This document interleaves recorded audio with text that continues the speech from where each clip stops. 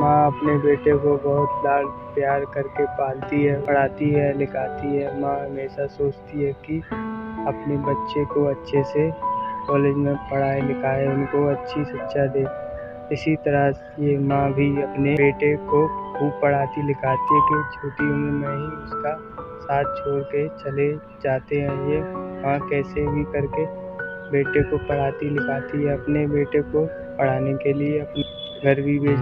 पढ़ाई पूरी करने के बाद बेटे की शहर में नौकरी लग जाती है।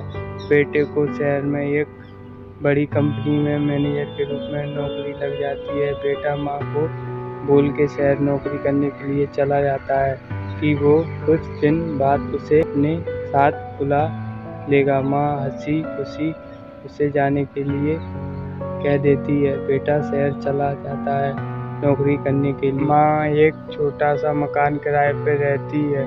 कुछ महीने बाद बेटा शहर से वापस आता है माँ से मिलने के लिए। मन के लिए ढेर सारे कपड़े लाता है और सामान लाता है। माँ के ये सब देख के बहुत खुश हो जाती है। बेटा बोलता है शहर में उसका बहुत बड़ा घर है, अगली बार आएगा तो तुझे भी ले चलूँगा। माँ ये सुनकर बहुत खुश हो जाती है। बेटा को इतना तरक्की देख उसके आंखों की खुशी के आंसू आ जाते हैं और बोलती है काश उसके पिता भी ये सब देखते बहुत खुश होते। कंपनी से बुलावा आ जाता है और वो शहर चला जाता है। इधर माँ कुछ दिनों काफ़ी खुशी से रहती है कि उसका बेटा अच्छी नौकरी पा गया है, अब किसी चीज़ की दिक्कत नहीं होगी। धीरे धीरे काफ़ी दिन हो जाते। माँ के पास घर चलाने के लिए है ताकि खाने के लिए भी पैसे नहीं होते। माँ जैसे तैसे कुछ दिन निकालती है। एक समय ऐसा आ जाता है उसे 2 दिन भूखे सोना पड़ता है। कई महीने हो जाते हैं।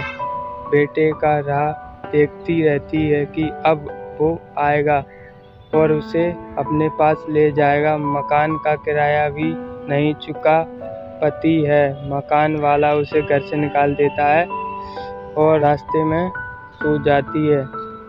तभी बूढ़ी माँ उसे छोटी सी झोपड़ी में रहने लगती है। आसपास दुकानदारों से कहती है उसका बेटा बहुत बड़ी कंपनी में अधिकारी है, वो आने के बाद सब पैसे दे देगी। दिन बाद दुकान वाले भी सामान देने से मना कर देते हैं। माँ बेटे का राह देख रहती उसको बेटे की चिंता होने लगती है। फिर सोचती है कि उसको शहर जाके ढूंढेगी।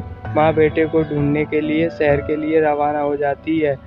उसके पास कुछ भी पैसे नहीं होते, कैसे बिना टिकट शहर पहुंच जाती है जहां बेटे ने बताया था कि उसकी जॉब शहर में लगी। जाते रास्ते में सबसे पूछती है कि उसके बेटे को जानते हो, बड़ी कंपनी मैनेजर है। माँ को ना उसका पूरा पता मालूम होता है और ना ही उसके कंपनी का नाम। इधर का बेटा मिल जाएगा और उसको साथ ले जाएगा। बेटे को ढूंढने के लिए इधर उधर भटकती रहती है। बेटे का राह देखने रोड के किनारे पेड़ के नीचे सो जाती है।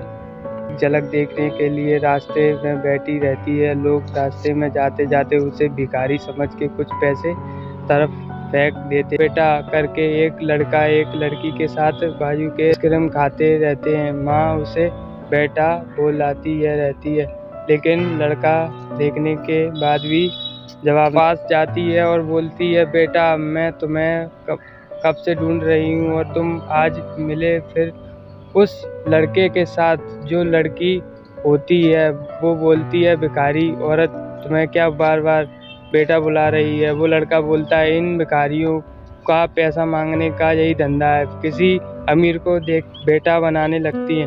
बूढ़ी माँ के ये सुन के बाद आंखों में आंसू आ जाते हैं। माँ बोलती है आज तो एक लड़की के साथ कुछ दिन रह गया तो अपनी माँ को भूल गया। मैं कई दिन से इस रास्ते पे बैठ के तेरी राह देख रही थी और आज तू मिल गया तो मुझे भी भूल गया। तुझे इतना पढ़ाया लिखाया इसी दिन को देखने के लिए। ये लड़का वहाँ से जाने लगता, कुछ दूर जाता है तभी माँ उसे बोलती है मोहन तू मुझे छोड़ के जा रहा है, तू तो बोला था कि मैं तुझे लेने आऊँ। मोहन और ये बातें सुन रुक जाता है और बूढ़ी माँ की तरफ वो से देखने लगता है। देखते जोर से दौड़ते हुए माँ की तरह आ जाता है और उसके पैरों में गिर जाता है। माँ से लिपट के रोने लगता है और बोलता है, मैं ही तेरा मोहन हूँ।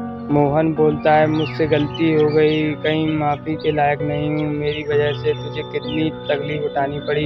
ये तेरी हालत देख के पहचान नहीं पाया, मुझे माफ़ कर दे। माँ बहुत ही दुखी स्वर में बोलता है। माँ ने अपनी पूरी आई। बेटा माँ को लेके अपने घर चला जाता है और अपने माँ की खूब सेवा करता है। मैं सभी से यह निवेदन करूँगा, माँ बाप का सहारा बनो, उन्हें जब जब तुम्हारी ज़रूरत पड़े उनके साथ खड़े रहो।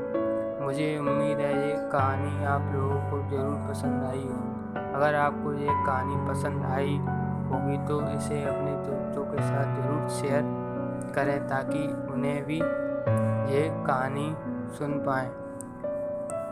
और मेरे चैनल को सब्सक्राइब करें ताकि मैं आपके लिए ऐसी ही स्टोरी लाता रहूं।